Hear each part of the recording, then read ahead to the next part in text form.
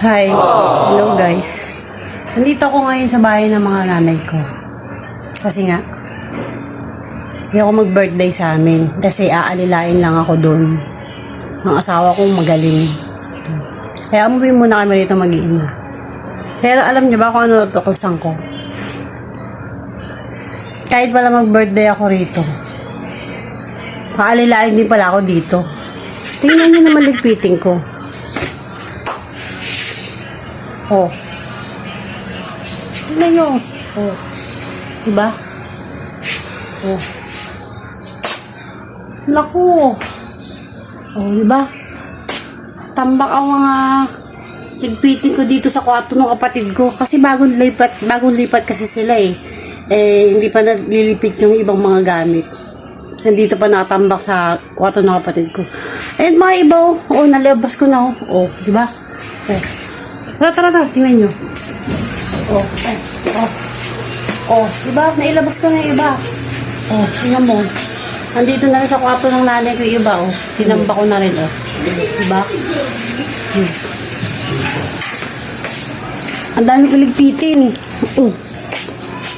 Oh, nagsisimula pa lang ako. Parang wala pa ako sa kalahati. Diba? Akala ko ako ngayong birthday ko. Yung pala, pagdating ko rito, ligpitin pa lang harap sa akin. Ganon din pala yun. Pero mas okay na rin to kaysa dun sa amin. Sko. Magliligpit ako ng pinag-inuman, magluluto ako, maglilinis ako, mag-aalaga pa ako ng bata,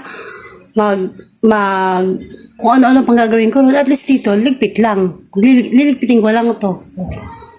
Kahit hanggang ilang araw ko ito ligpitin. Kasi dito rin naman kami matutulog pagkatapos. Pagkatapos nga ligpit to, dito rin naman kami matutulog. Kaya, wait nyo. Pagkatapos kong magligpit, wait nyo kung ano magiging resulta ng ligpitin ko.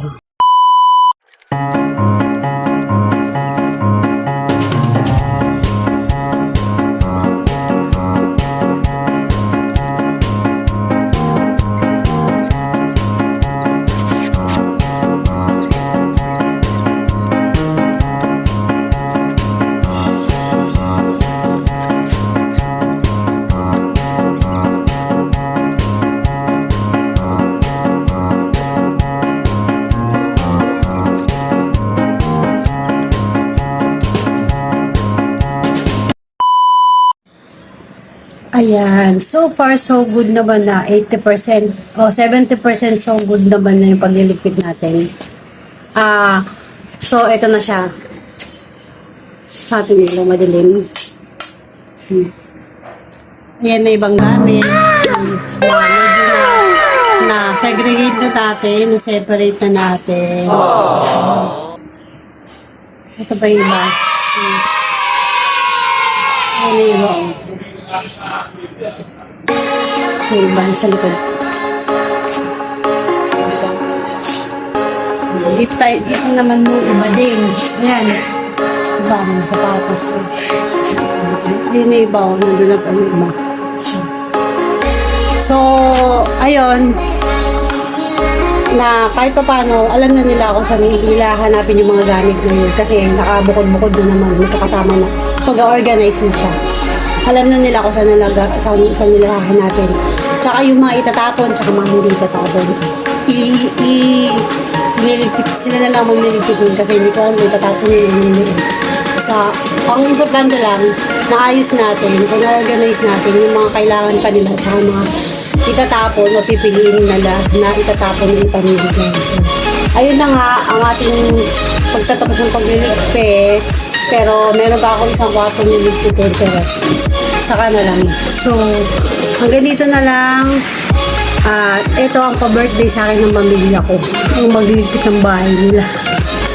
So, thank you for watching. Bye-bye!